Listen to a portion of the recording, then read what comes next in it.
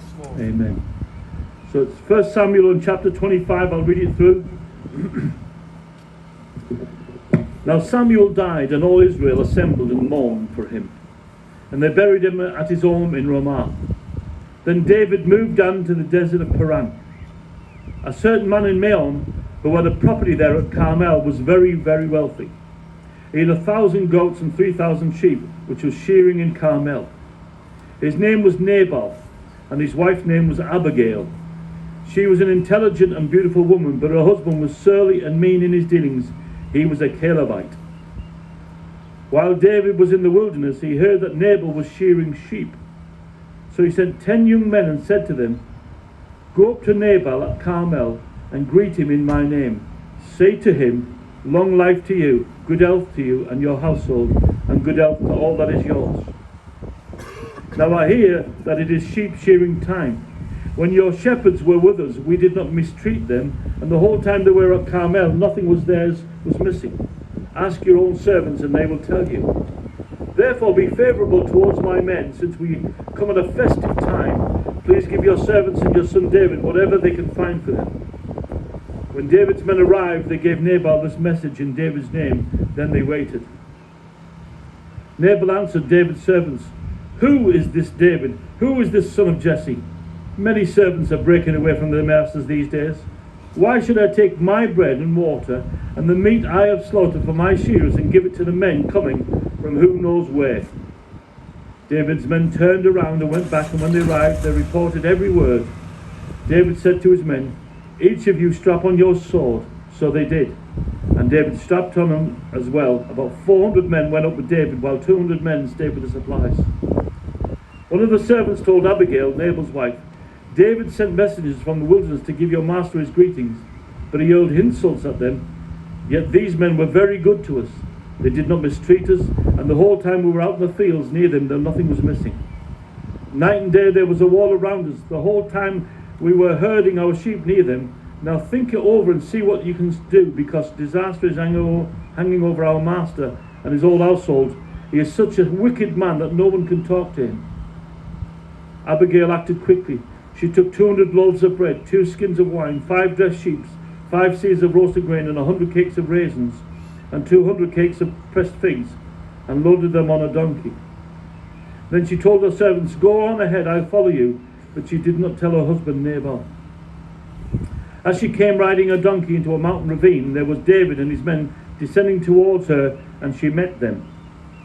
David had just said, "It's been useless all my watching over this fellow's property in his wilderness, so nothing of his was missing.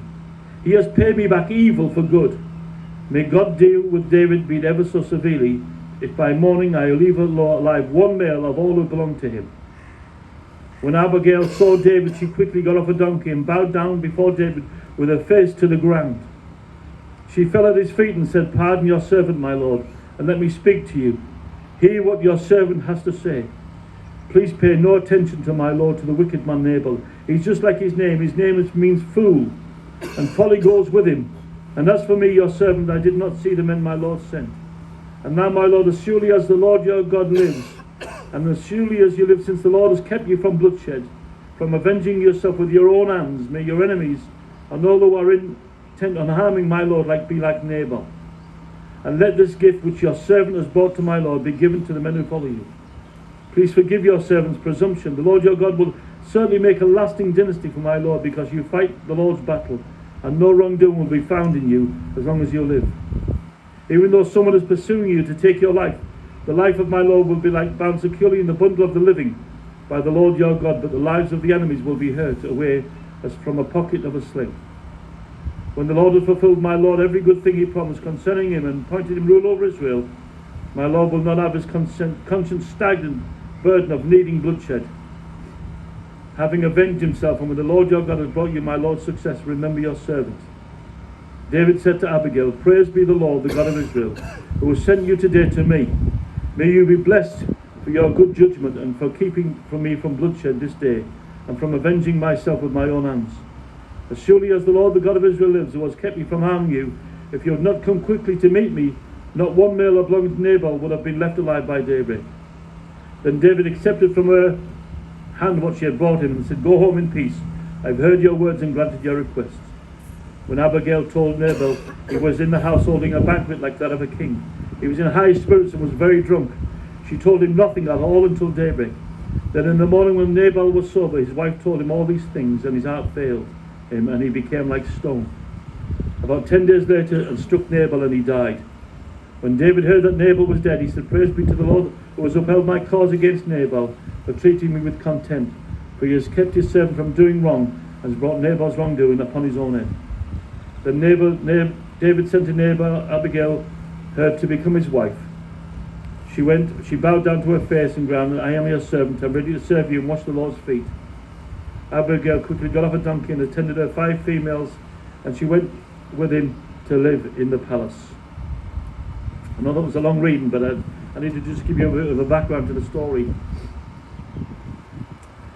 David now, this is after the prophet Samuel has died, so he's really on his own. He knows what he's called to do now, but he's still away from the land. He's out in the mountains, but he's looking after everywhere he goes. He's still doing good. Even though he's not king in Jerusalem, he's still doing the right things that he should do. He's looking after people. He's looking after people that didn't even bless him, but he was caring for the shepherds. He was caring for the people. And when this man refused him food, especially for the festival, David wanted to be part of the festival, to have the things that he would need, but Nabal was such a fool, he wouldn't even help David, who would help him all along. And he had this anger against Nabal. And let me just tell you something. Sometimes we get angry, but the difference between God's anger and our anger is we can be angry at something that because we haven't been taught right, or nothing's right for me and you. But God's anger is a righteous anger. It's a righteous anger against sin. And that's very important. When Jesus went into the temple, he overturned all the tables of the money changers. He had an anger, but it was a righteous anger. He was against the things that was against God. And let me just tell you something. Me and you as Christians, we have to take that stand. We have to not just go along with the world and be happy what the world does. We have to say, no, for me and my house, we will serve the Lord. That's against the will of God. It's the time coming, and I preached about it last night in the men's meeting. There's a verse in 1 Corinthians that says, stand up and be like men. And what it means, you need to take your stand against evil and for the things of God. We're coming to a day where we're going to have to take our stand. We have been very fortunate as a mission, as a Travellers Church up and down the country, where we've been pretty much under the radar. We've been able to do our own thing, carry on evangelize our people, and do the will of God. But there's a time coming where we're going to have to put our heads above and say, no, we're not going to go with the rest of the churches, we're not going to go with the rest of the country, we're going to stand upon God's word. And the time is coming very soon for that, and that's when we'll have real opposition. But let me just tell you, when you stand with God, you stand on the rock. Amen. And it's so important that we understand that. Now it was time for the Lord to collect. It was shearing time. Now shearing time for this in Israel was a time of rejoicing. It was a time when there was going to be food, there was going to be animals slaughtered, there was going to be wool to sell. It was a happy time. It was a time of the feast. So they would celebrate all around. It was time now for the Lord to collect. When they sheared the sheep, and when they sold the lamb and the wolves and everything, and they slaughtered the animals, they got a lot of money, and they would pay that money back, some of that money back to God, as they were told to, whether they buy tithes or gifts and offerings at the temple. And that was the time. It was time for God to collect. It's been a time of blessing, and now it's time for God to collect. And let me just tell you something for me and you.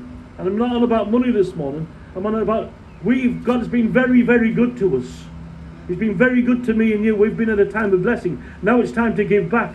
Now it's time to share the good things that we have with God. It's time to reach our people. It's time to sacrifice our own flesh. It's time to give back to God, to work for God. Let me just tell you something. Church is not just here. The church is to be out in the nations, to reach, to show people what the true God is. The Bible says that the reason for the church is to show the glory of God to everybody else. That's what Israel was supposed to do. And now we do that. We show the glory of God. It's time to collect. Time for us to stand up as men and women of God and say, you know what? God's been very good to us. It's time I be good to God. And this was happening right here at this time. But Nabal was a fool. Let me just tell you something. David was very good to Nabal. He protected him. He looked after him. He looked after all his family. He looked after all his people. And he rejected to give to God. And let me just tell you something. It's the same for me and you. Don't be a fool. We've given our life to Jesus Christ. And that means you've trusted in God for your salvation, for something that happened 2,000 years ago. You've trusted in God for your salvation. Don't be a fool and throw that back in his face. Don't be a fool by thinking that you can go back into the world and be selfish. This man was a Calebite, which means the dog. His name meant a fool. And he lived up to his name. Don't be a fool today. Give unto God what is God's. You know, when they came to Jesus with a small coin saying, trying to trap Jesus, should we pay the temple tax? You know, should we pay the atonement tax? And Jesus said, look at the coin. Whose coin is on it? Whose face is on it? He said, Caesar. He said, give to Caesar what is Caesar's. But you are made in the image of God, and you've got to give yourself to God today. You've got to give yourself wholeheartedly over to the things of God. Don't hold back. Don't be a fool today. Give everything to God. Let me tell you something. That's where the blessing of real life is. It's following Jesus Christ, being the right with God. He was a selfish man, the Bible says. Nabal was a selfish man. Let me just tell you something. Selfish men. You know what a selfish person really is? A selfish person is a man or a woman that doesn't believe in anything else except themselves. They serve themselves. It means they want everything for themselves. They're greedy for themselves. And do you know what that is? The Bible calls that idolatry. Because what you're doing is you're not following God, you're following yourself. You put yourself in the place of God, and you'll do whatever you want to do, what pleases you. And let me just tell you something. We still have this body of flesh that we're carrying around. We're Christians, we love Jesus Christ, we're going to heaven one day, but we still have this body of flesh that we've got to fight with every single day. We can't just give in to the cravings of the flesh. We can't just do what we want to do. It will destroy our lives. We will feed the flesh, and we will go and leave God. We've got to, let me just tell you, not be selfish men and women. Not just in our whole life, but in every part of our life. That we be kind to the family of God. That we share with the family of God. That we be good to the family of God. There's a call upon our lives. There's a call upon me and your life today. And it's to do the right thing. You see, Nabal did not want to acknowledge God. We're living in a time today when our own people now, oh, they are well off, they're dressed finely, they've got the nice motors and the nice places, and they've got the nice food, but they no longer want to acknowledge God anymore. They're just like Nabal, this fool. He had the best, he was partying, he was drunk, and he was having everything that the world could give, because he had all this money and all this land and all this property. But he didn't turn to God. He was greedy against God.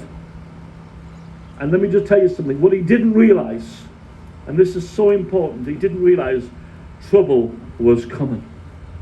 Trouble was coming in the form of David. David had been rejected by Nabal, and he'd been sent back. His men had been sent back. And trouble, David actually said, my wrath is going to come upon him. And let me just tell you something. The wrath of God has come upon this world today. The unsaved people in this world is going to receive the wrath of God because of their lifestyle, because they've been selfish, because they're not being given to God. And wrath is coming. Let me just tell you something. Wrath is coming. Me and you are blessed today. You might not feel blessed today. Let me just tell you something. I don't always feel blessed, but I know that I am. Right? Me and you have had the wrath removed from us. There was the wrath of God upon us. That means that the great, horrible things that Jesus took in the cup that night, in the Garden of Gethsemane, he took a cup that we could never understand. The Bible says that in the book of Revelation there's a cup being poured out, and Jesus has took that cup for me and you. He took the wrath that me and you deserve. We deserve hell. We deserve to be separate from God. We deserve to be like a fool, like a dog. But Jesus Christ, he took our wrath. But Nabal, this world, wrath is coming, and they don't realize it. Me and you are going to be warned people about the wrath of God. There's a price to pay for our lifestyle. But it says there, right in the middle of the scripture, it says, and the messenger came. And the messenger came. Let me just tell you, we need messengers. We need men and women that's messengers of God. A messenger came to Abigail to tell her what has happened, and to show the way of God, show the right thing to do. Me and you, let me just tell you something, me and you are messengers. We have a call upon our God life. You might think, I don't know what my ministry is in God. I don't know what I'm supposed to do. Well, I'll tell you what you're supposed to do. What the Bible says, go into all the world and preach the good news to all creation. Amen. Let me just tell you something. We are messengers of God. And every one of us will be messengers. Every single one of us will be in a good testimony or a bad testimony. We'll be used by God or we'll be used by the enemy. But we're all messengers. We're all letters that are written. everybody to read, every one of us. We need messengers today, and a messenger came. Then comes Abigail. Abigail, let me just tell you something. Abigail is a blessed woman in the Bible. She's in King David's wife, used by God, blessed by God. And here, she knew how to give good gifts to God. She came, she took she knew what she had to do. She had to appease the wrath. She had to go before David, and she laid with her face to the ground and give gifts to show how stupid her husband had been. She was paying the price of them goods for her husband's sin and her husband's foolishness. But he died in his sin, didn't he? Jesus Christ came and he paid the price for our sin all across the world. He gave his life that the wrath of God may be appeased, but not everybody's going to be saved. The foolish are not going to be saved. It's only those who will lay before God, only those who come before God, realizing what they are. And that wrath, let me tell you, a wrath was paid, and David said, I'm so glad that you gave this today, because it stopped me spilling innocent blood. The wrath of God is going to be poured out upon this earth one day, and there's only one way you can avoid that, is by the payment of a gift, and that gift was Jesus Christ. He's the one that appeased God's wrath. He's the one that went before, and he gave for the whole world, even those who, the enemies of God, the Bible says, while we were still enemies, Christ died for us. We are blessed today. You might not feel blessed being outside in the cold and the rain. Let me tell you, we are blessed today because we're covered by the blood of Jesus Christ. We are the children of God today. The Bible says, blessed is the peacemaker. And he's Abigail, making peace, coming before the wrath of David, giving that gift so that wrath would be appeased that day. Let me just tell you something. Sometimes it costs to make peace. It costs our own, sometimes you might have enemies. Oh yes, Christians sometimes have enemies. You might have people that, that are against you. And maybe you've done no wrong. Maybe others, you've done no wrong, they've been wrong to you. But the Bible says we have to forgive. It costs sometimes to make yourself right before man and before God. Sometimes there's a sacrifice to pay in our Christian life. There's things that we say and do sometimes, and now that we are living for God, now we're no longer a fool, now no longer that we know our wrath has been paid for, now we have to sacrifice our own ways. There's a cost to pay. Abigail paid with an expensive gift. And let me tell you something, we have to have a sacrifice for God. We don't sacrifice to get saved. We sacrifice because we are saved. The Apostle Paul said it better than anybody else could do. He said, I fill upon my flesh what Christ was lacking for the church. That seems like a horrible thing to say. How could Christ be lacking for the church? Yes, Jesus paid for the salvation. But me and you have to pay for the ministry of the church. We have to not do the things that we wanted to do. We can do anything we want if we want. We're free men and women. But we don't do what we want because we want to please Christ. We want to be a testimony. We don't just do what we want. We don't just go where we want because we want to share the testimony of Jesus Christ. And that's what Abigail, she paid, she sacrificed, and her gift was acceptable to God. She was a peacemaker. Sometimes it's expensive, it's sacrificial to cause peace to happen. The difference between this man and this woman, the difference between the world and the church. She got down and she laid before God, and Nabal just cursed God. Abigail, as you know, is a picture of the one that paid the price, even for those who don't care.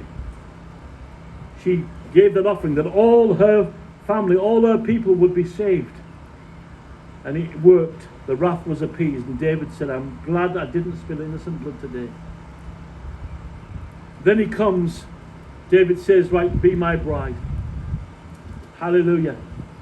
And she went. Me and you are the bride of Christ. Let me just tell you something. Jesus Christ is coming back for his bride. She was willing. She said, yes, I'll go. She didn't make no excuses. She didn't say, I have to go back and do this and do that. She went immediately. She got her servants, and she went into the family of God. Let me just tell you something.